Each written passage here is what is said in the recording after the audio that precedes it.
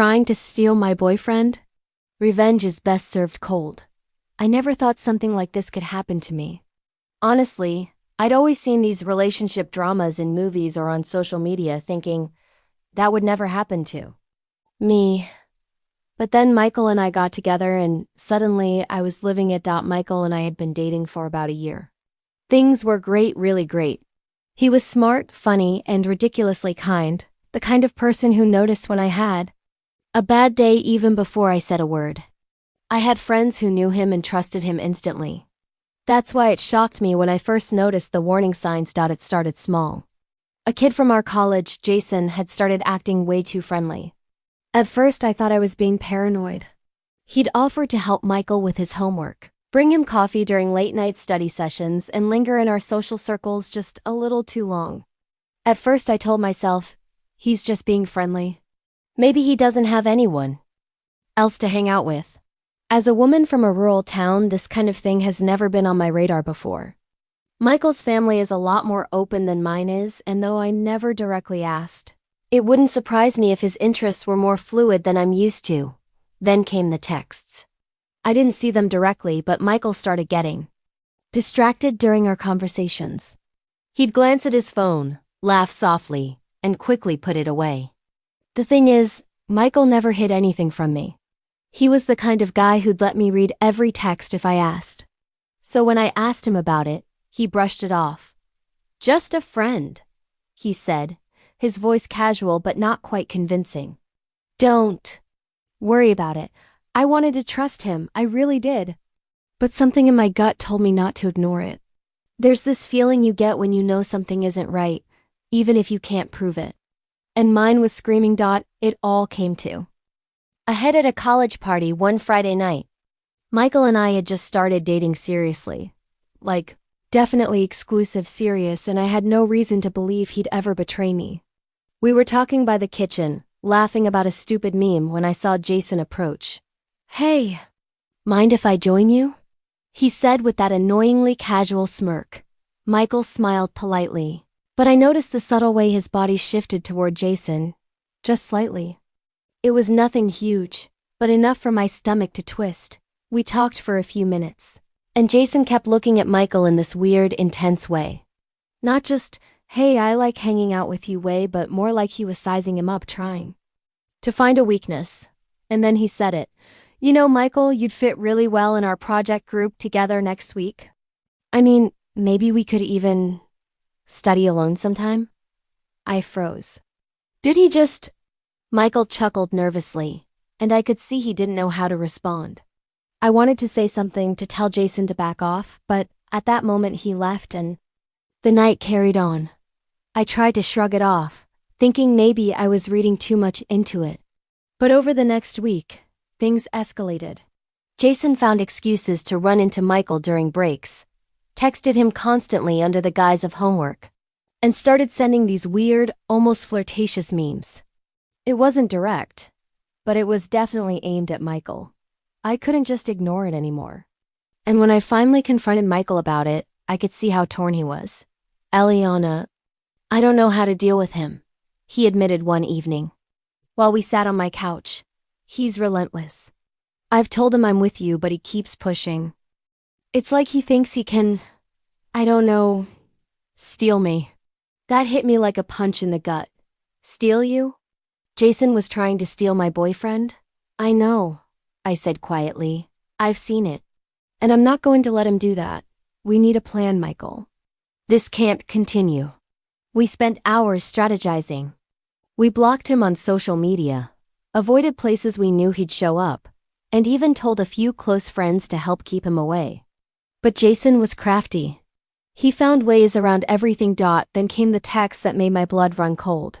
You're making a mistake, Michael. I can make you see things differently. I saw it on Michael's phone, the tiny preview on the screen. And in that moment, I realized this wasn't just annoying. This wasn't just someone being too friendly. Jason was actively trying to manipulate, to create doubt, to interfere in our relationship, and he wasn't going to stop. It almost seemed like some kind of twisted game to him. That's when I decided I wasn't going to sit back. I wasn't going to let some arrogant, manipulative jerk ruin what Michael and I had.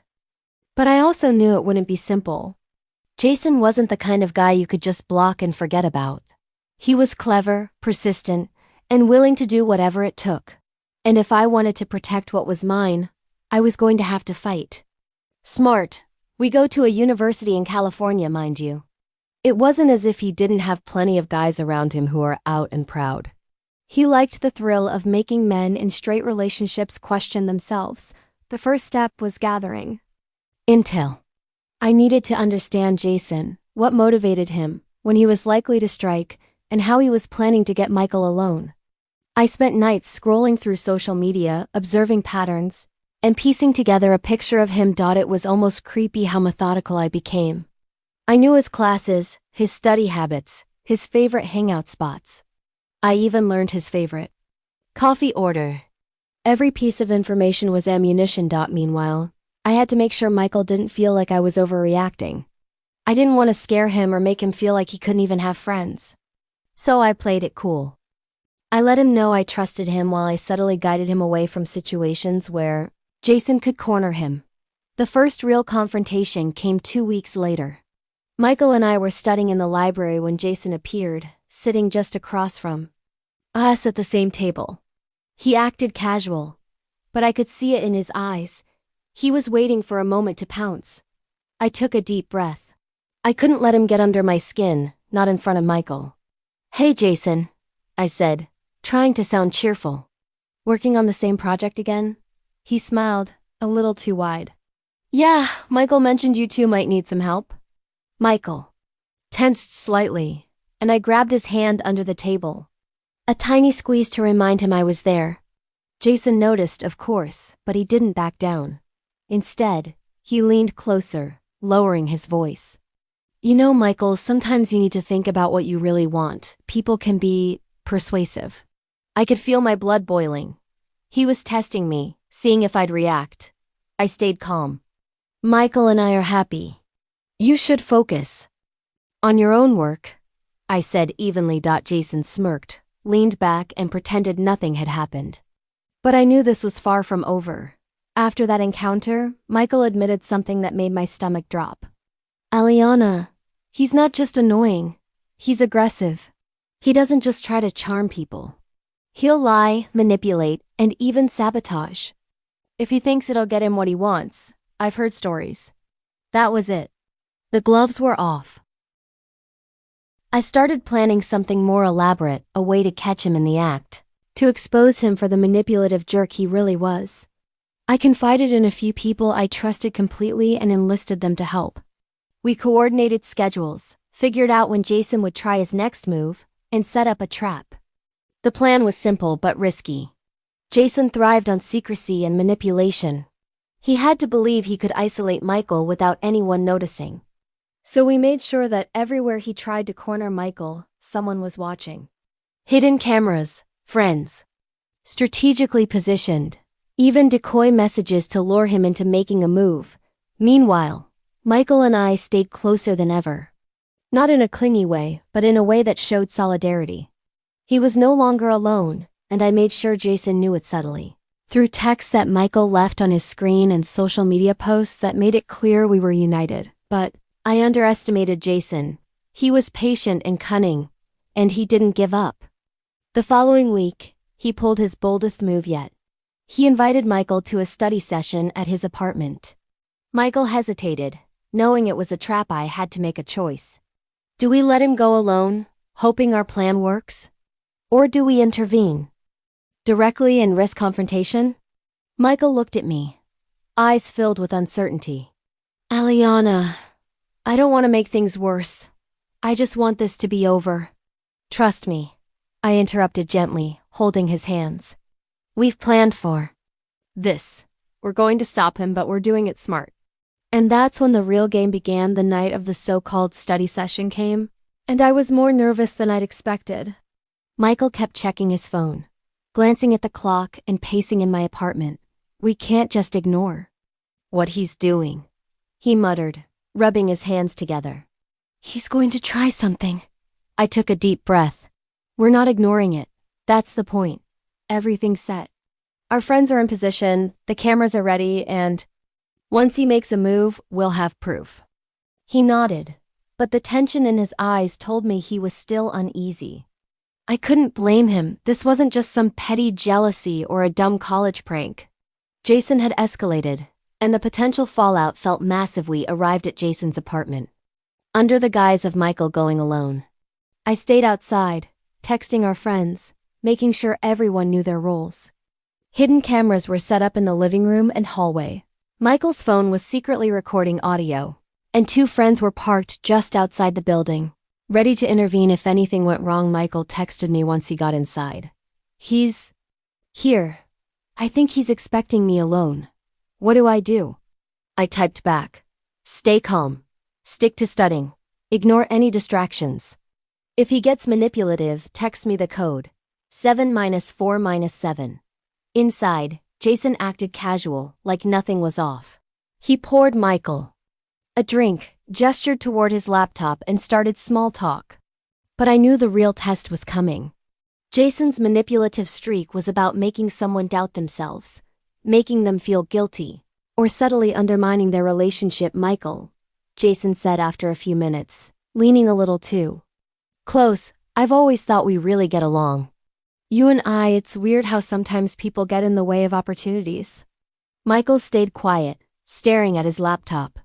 I could almost feel the tension radiating through the text messages I was getting from him. "He's pushing," he typed. "What do I do?" I responded quickly. "Remember why you're there. Stick to studying. Don't argue. Wait for your cue." Jason didn't give up. He started bringing up small details from Michael's life, things he shouldn't have known. "Oh, I heard you got an A on that bio test. You must be so proud. Too bad someone's taking up all your time, if you know what I mean." My stomach twisted. He was baiting Michael, trying to create tension between us. But Michael stayed firm. Every time Jason tried to manipulate him, he'd glance at his laptop or subtly text me for guidance. Then Jason made his move. He leaned even closer, lowering his voice. "You know, Eliana seems nice, but maybe sometimes people can be a little too clingy. Don't you ever wonder what it would be like without her?" I felt my blood boil when I heard that. The nerve. But Michael did exactly what I hoped. He stood up. His chair scraped against the floor loudly, and he looked Jason dead in the eyes. "No, I'm not wondering that. And I'm not going to fall for your games." Jason's smirk faltered for a split second, but he recovered. "Relax, I'm just saying." Just then, I got a notification. The first hidden camera feed was active. I could see Jason's apartment, the way he was leaning in, gesturing, clearly trying to push boundaries. But right before he could try anything else, there was a knock at the door. Michael paused, confused. Jason's expression changed when another friend, pretending to be a delivery guy, entered the apartment. "Delivery for Jason," the friend said cheerfully. Jason froze. Michael seized the opportunity. "I think that's my cue to go," he said firmly. "Nice study session, Jason. I'll see you around." As Michael left, I watched through the camera feed as Jason's smirk slipped into frustration. His plan hadn't worked. Not only had Michael resisted, but we now had concrete proof of his manipulative behavior outside. Michael exhaled deeply. "I can't believe you pulled this off," he said, hugging me tightly. "I was so nervous." I smiled, though my heart was still racing. We did it together. He's not going to get away with this anymore. I know that was scary, but it's all over now. But as we walked back, I knew this was only the beginning. Jason was persistent, and if he wasn't careful, he'd keep trying. And I had to be prepared for the next step. Jason didn't quit, not even close. Over the next few days, he tried every trick he could think of. Fake texts, fake social media posts, even showing up at places he knew Michael would be. One afternoon while Michael and I were studying in the campus library, I noticed him. Jason was sitting across the room, pretending to read a book, but I could see him glancing at us every few seconds. "Should we confront him?" Michael whispered. "No," I said calmly. "We let him dig his own hole. Every move he makes, we record it. Patience, Michael." That's our advantage. Jason tried to provoke Michael subtly. He left a note in Michael's locker claiming to have something important to tell him alone. Michael almost broke once. I could tell the tension in his shoulders, the slight hesitation when he responded to Jason's messages. But I was there, steady, reminding him through texts and whispered words that he wasn't alone. Then came the boldest move yet. Jason somehow got into a group chat with some of Michael's classmates and started spreading rumors about me. He claimed I was overly controlling and keeping Michael from having a normal life. At first, I was furious. But then I realized the best way to handle it wasn't to argue. It was to stay calm and collect evidence. Over the next week, I documented everything: texts, messages, social media posts, encounters on campus. Every single manipulative move Jason made was recorded. Finally, the perfect opportunity arrived. Jason tried to corner Michael again, this time at a cafe we both frequented. He leaned across the table, whispering, "You know, you'd be happier without her. I can show you." Michael froze for a split second, but then he calmly pulled out his phone and opened a folder labeled Jason Evidence. "I think you need to see something," he said. And with that, he played back every video, every message, every attempt to manipulate, every sly move was exposed in front of the barista. A few students, and most importantly Michael, he tried to deny it, but it was too late. The proof was undeniable. He slunk out of the cafe, humiliated. And for the first time I felt a weight lift off my shoulders. Michael turned to me, smiling for the first time in days without tension. "We did it. We really did it." I nodded, feeling a mix of relief and triumph. We weren't just safe from Jason's games, we had won. On our terms. Even after Jason's humiliating defeat at the cafe, I knew he wasn't done. People like him don't give up when they've been proven wrong. They escalate. And if we weren't careful, he could try something reckless or worse. Dangerous. For the next few days, Michael and I stayed hyper-aware. Every text, every call, every unexpected coincidence felt like a potential trap. Jason had started. He might not be the man you think he is. Sometimes people get bored after a while. How do you know he's not one of them? The psychological manipulation was subtle but cruel. He wanted Michael to question his own identity and his relationship with me. And he wanted me to doubt myself and Michael. To make me feel powerless. Michael nearly broke once, reading one of those texts in silence, shoulders tight with tension. I gently took his hands. "Ignore him. He's desperate. He has no power over you. Over us, remember that." He nodded, but I could see the strain on his face. Then came the ominous message on Michael's phone that made my stomach twist. "Meet me at the park tonight. Alone. Or you'll regret it." I knew this was escalating. Threats were a line we couldn't ignore. I immediately organized a detailed plan. Michael would meet Jason, but not alone. 2 of our friends would follow discreetly, ready to intervene. We had multiple recording devices positioned to capture the encounter. This wasn't just about proving Jason wrong anymore. It was about keeping Michael safe.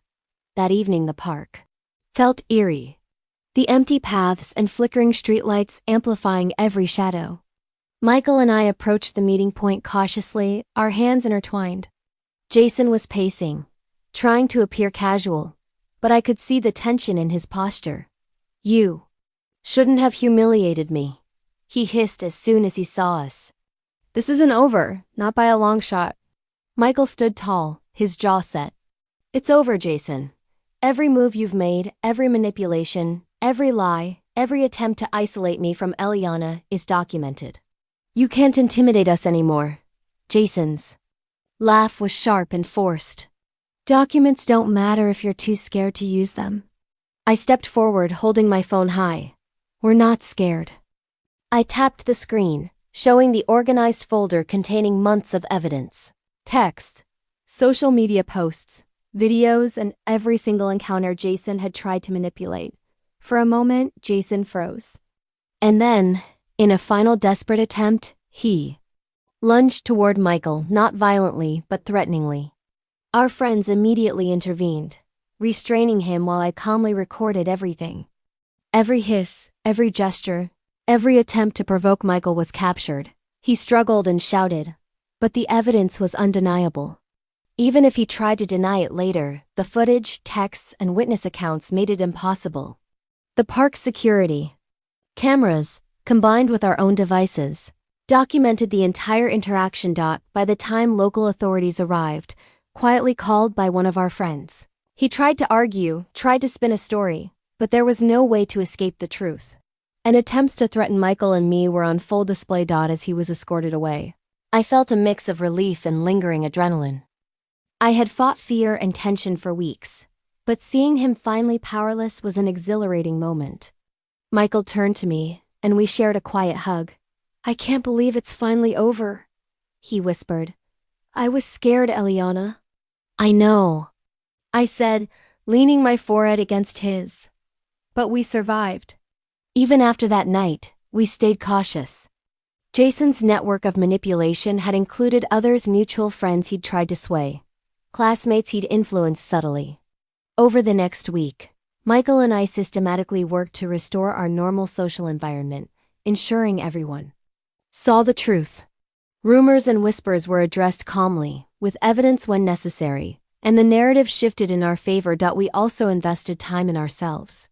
We rebuilt routines interrupted by the stress, spent evenings talking, and laughed more than we had in weeks. The ordeal had bonded us in a way that nothing else could. Our trust wasn't just intact, it was fortified, unshakable. The weeks following Jason's final confrontation were like a slow exhale. The immediate threat was gone, but the ripple effects of his obsession had left a mark. He was formally banned from campus events, multiple harassment reports documented his behavior, and his social circle quietly turned away from him. Michael and I, however, flourished. We had not only defended our relationship but strengthened it, emerging smarter, more patient, and more unified. Life returned to a sense of normalcy, but with a new depth. We celebrated small victories, studying together without fear of interruption, going to campus events without anxiety, and simply enjoying each other's company without a looming threat. Every day was a reminder of what we had endured and what we had overcome. Michael and I also discovered new strengths within ourselves. I realized how strategic, calm, and resourceful I could be under pressure. Michael discovered his own courage and clarity, refusing to be swayed even when someone as persistent and manipulative as Jason tried everything to break him.